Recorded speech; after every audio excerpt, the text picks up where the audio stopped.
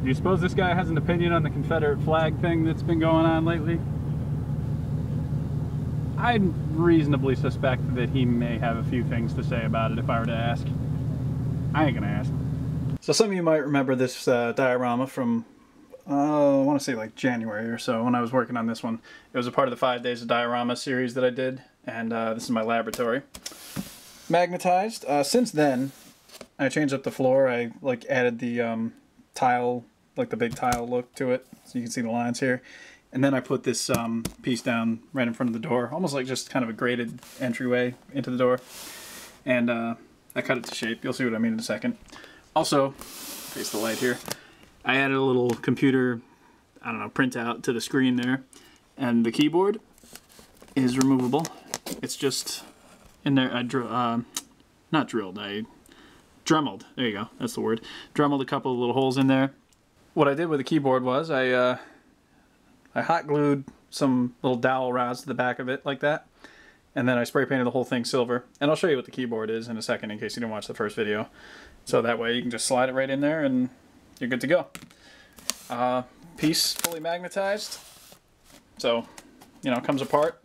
I sealed it, so you're good. You're all set.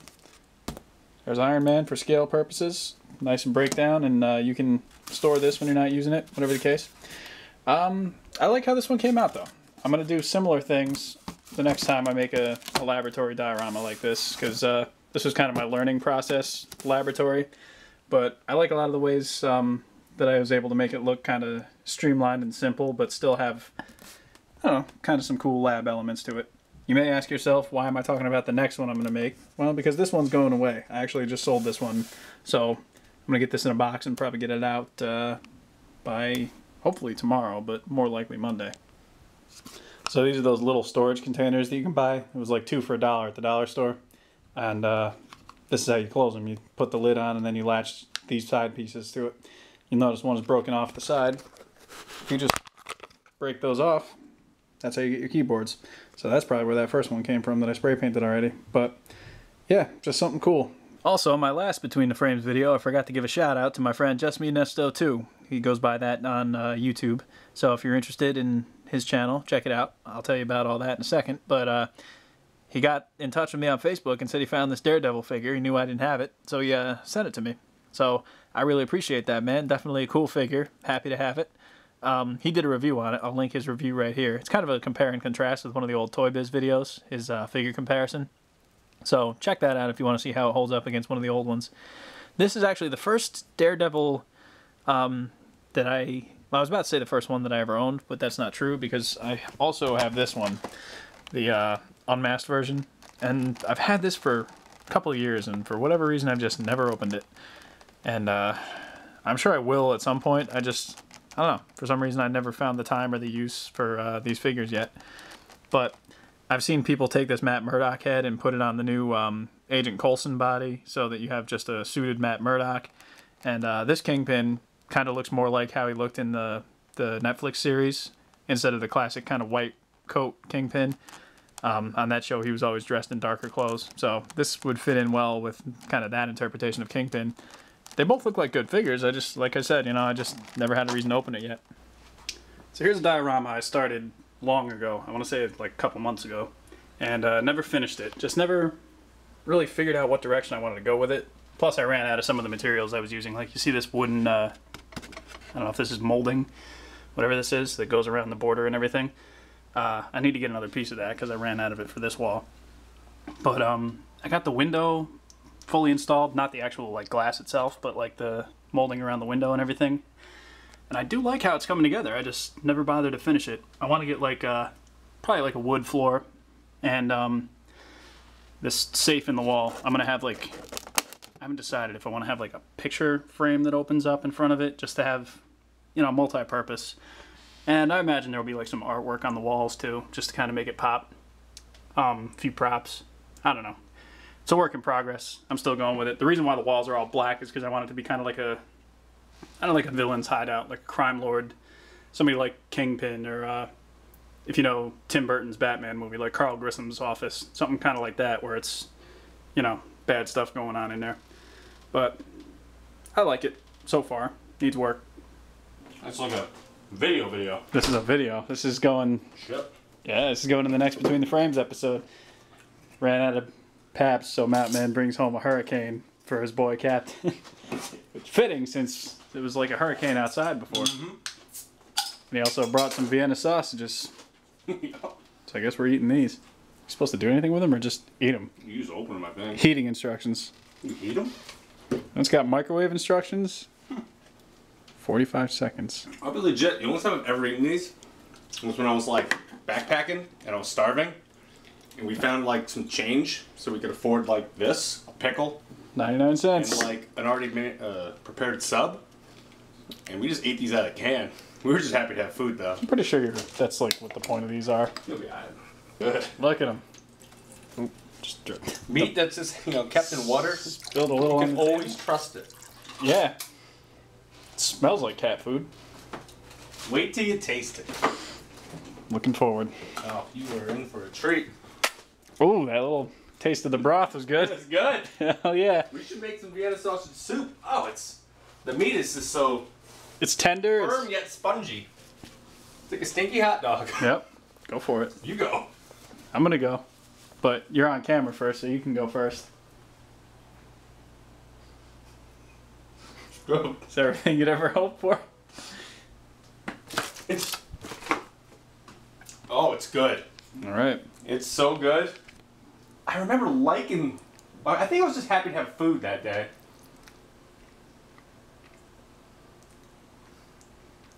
I definitely don't like it. No, it's horrible. I just didn't want to say that yet. I don't even want to take another bite. No, I think But you're going to. I'm gonna rinse it down with my... Finish your sausage. Oh! The hurricane's good? Rinsing it down with that good stuff, though. Yeah. So I started a short animation today called Batman Slaps Robin. It's loosely inspired by that meme you always see of Batman slapping Robin. But for some reason, I don't know why, but I just thought it would be funny to just have a video where Robin gets slapped. Don't ask me why, that's just where my mind was today. Plus, it's a short video, I could put it on my channel and just, you know, see what people's reactions are. If it's successful, I could go right on down the line. Batman could slap Alfred, or the Joker, or Nightwing. Hell, he could slap anybody I have an action figure of. Could even make a thing like at the end where they vote. It's like, who do you want to see Batman slap next? Get in line. Watch the irony of this video be that, like, somehow Batman Slaps Robin will become like the most popular video on my channel, and like every time I actually try and do a serious animation with a story and a plot, people are gonna be like, yeah, that's cool, I guess, but when's the next Batman slapping somebody video coming out? Because that's how the internet works. But you know what, whatever, I'll try it out. It's like the opposite of any bird diet. You have to get big wins to be taken seriously. Alright, so here's Luca from the NECA Planet of the Apes line. And this is actually going to my friend Just Minesto too, but he said I could send it to him loose and complete. So I figure while I got him here, I might as well do a little quick look at him on camera. The reason why I was interested in this figure was because he looked like he would be a good stand-in for the SH Monster Arts King Kong. So here's Luca on the left hand, and there's Kong on the right. You can see that they are pretty comparable in terms of their size. Luca is modeled more after just a regular gorilla, and Kong is obviously modeled after how they rendered him in the 2005 Peter Jackson movie. So their faces are different, but as far as for the body proportions, they're similar enough where you could substitute Luca in with like a Monster Arts collection or against NECA Godzilla, for example, and have it be a passable facsimile of Kong. Now, Luca, I think, was one of the harder to find ones from the Planet of the Apes series, so you might have a hard time finding this figure. It was like 22 bucks, something like that, at retail, so it was cheaper than the Monster Arts Kong, which ran, I think, for like 50 or 55 or something.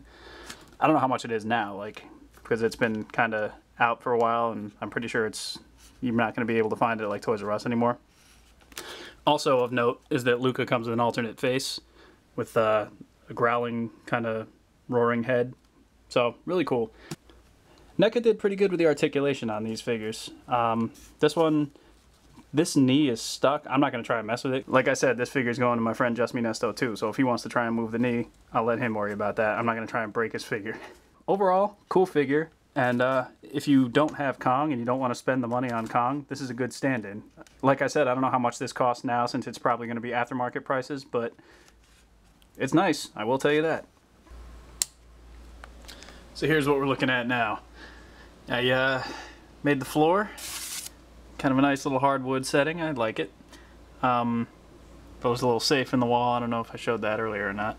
I put these paintings on the wall. This is just wood around the frame here. See if I can find another. It's just these long strips of really thin wood that you can get for like $1 at I'm pretty sure it's just like an arts and crafts store. But painted them brown, made a frame for these paintings that I found on Google. I forget exactly what I typed in to find them, but I liked the white painting against the really dark background. Kind of makes it pop out, in my opinion. And I got one more that I made bigger so that I can put it over the safe. I'm gonna have to glue it to like a piece of cardstock or something and then figure out how to install maybe like a little hinge so that I can open this up and have the safe be like behind the painting. Still working on it though, but I like the way the floor came out. You can probably see there's some pretty decent detailing in the wood. And I still want to put an elevator door right here. And a window. I got to put in like a little, some kind of a pattern I think. Like maybe just a little cross grid thing in the window. But yeah, coming along.